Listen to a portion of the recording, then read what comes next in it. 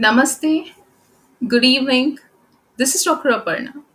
I am an Ayurvedic neuropsychotherapist, a passionate Ayurveda psychotherapy, Bhagavad Gita, and neuroscience infopreneur.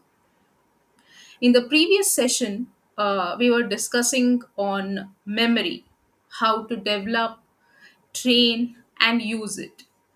So, continuing with the same, for whoever has missed, William Walker Atkinson is the author of the book Memory: How to Develop, Train, and Use It. So, William Walker Atkinson.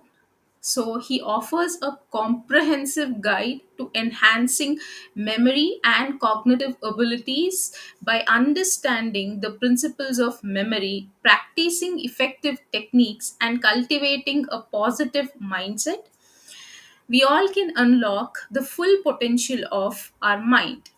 So, one thing to note is memory is a skill that can be developed, that can be strengthened through consistent practice, dedication, and determination.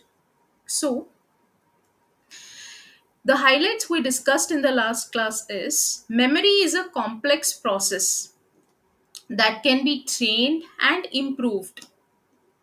So, regular practice, concentration, association, visualization, and review are essential for memory development. So, memory systems like the method of loci can help organize and recall information effectively. So I had told in the last session that I will give a detailed description of what is the method of loci and how can we use it, and how is it a powerful memory technique. So the method of loci is also known as memory palace technique. So, this is a powerful mnemonic device that is used to enhance memory and recall. So, how? So, this ancient technique, this originates from Greek and Roman orators. So, this involves creating a mental journey through a familiar location, such as your home or the route you frequently take. So, how does this work? So, what we do is at the first step, the first step is to create a mental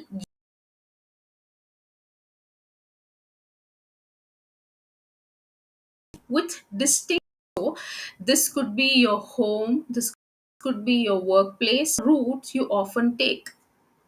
So, what you do then is break down this location into specific points or loci, such as rooms, hallways, or significant objects.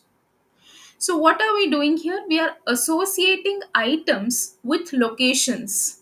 So, for each item you want to remember, create a vivid mental image. So, associate this image with a specific location on your mental journey. So, that means take a mental walk. So, to recall the items, mentally walk through your chosen location, visualizing the images you associated with each locations. So, for example, let's say you want to remember a grocery list. So that includes milk, bread, eggs, cheese, apples, and other fruits. So what you do is you could use your kitchen as a as your memory palace. So for example, for refrigerator, what you do is that is a point of loci. So what you do is imagine a gallon of milk exploding inside the refrigerator. The next is the countertop.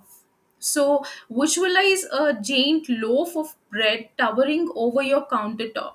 So for every loci, you imagine a grocery item. Stove. So picture a dozen eggs frying on the stove top. Like this.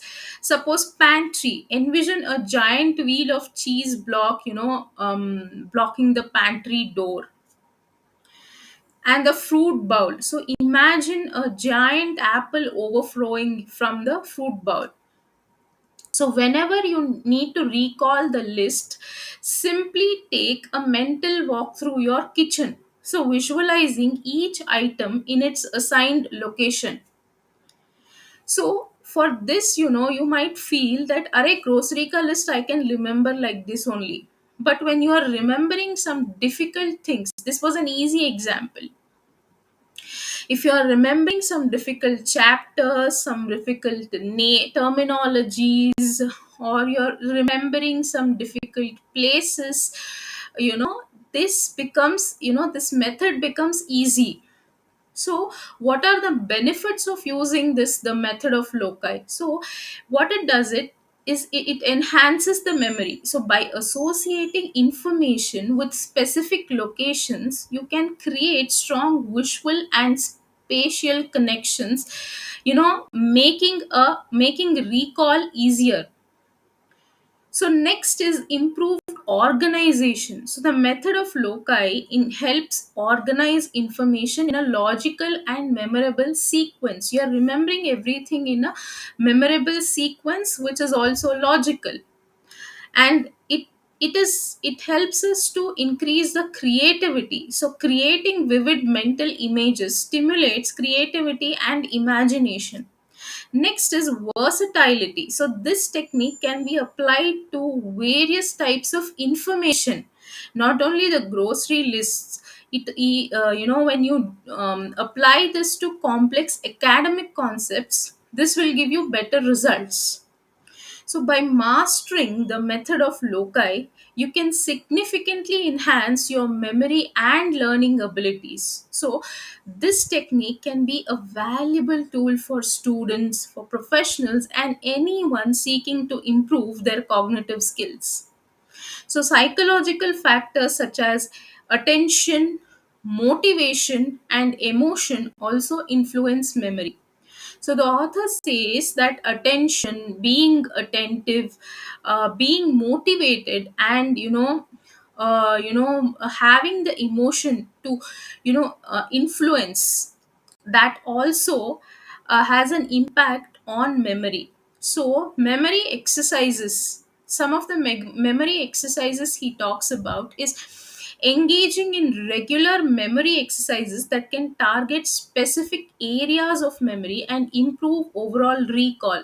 So what is that? So name memory. So practicing remembering names that can enhance your ability to recall people and their associations. So number memory, training your memory for numbers can be helpful for remembering phone numbers, for dates, and other numerical information. Next is fact memory. Exercises focused on remembering facts can improve your ability to retain and recall information from various subjects. For example, to improve your name memory, try playing a game where you meet new people and intentionally remember their names. So afterward, test yourself to see how many names you can. The next thing author says here is self-suggestion and positive affirmations can enhance memory and overall well-being.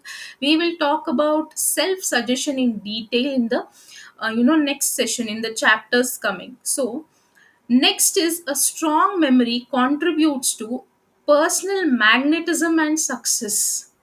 So see, by incorporating all these techniques and principles in our daily lives, we can significantly enhance memory, and also this helps in achieving our goals. So there are some principles for memory training. So here Atkinson emphasizes the memory can be developed and trained like any other skill. So, the author outlines several principles that are essential for effective memory training. That means, first is attention. So, paying close attention to the information you want to remember. Next is association. That means you linking new information to existing knowledge to create a meaningful connection. So, for this, you can also use, the method of loci. Next is repetition. So, repeating information to reinforce memory pathways. The next important thing is visualization. So, creating vivid mental images to, enhance recall. So, there are some other techniques for improving memory. So, one of them is mnemonics. So, using rhymes, using acronyms, and other memory aids to make information easier to remember. And one more thing is chunking. So, breaking down information into smaller, manageable chunks. The third thing and my favorite thing is mind mapping. I've discussed this in number of sessions. You can go and refer my previous videos. So, mind mapping is creating diagrams that represent information hierarchically to visualize, relationships and improve recall. If you want, I link the mind mapping videos below. Please comment if you want that. So, next is memory exercises. So, first exercise is observation exercise. So, practicing detailed observation to improve sensory memory. So, recollection exercises, that means regularly recalling past events and details to strengthen long term memory. Next is mental imagery. So, visualizing scenes, visualizing objects, visualizing places, visualizing events to enhance memory retention and recall. So, this is, let's end the session for today.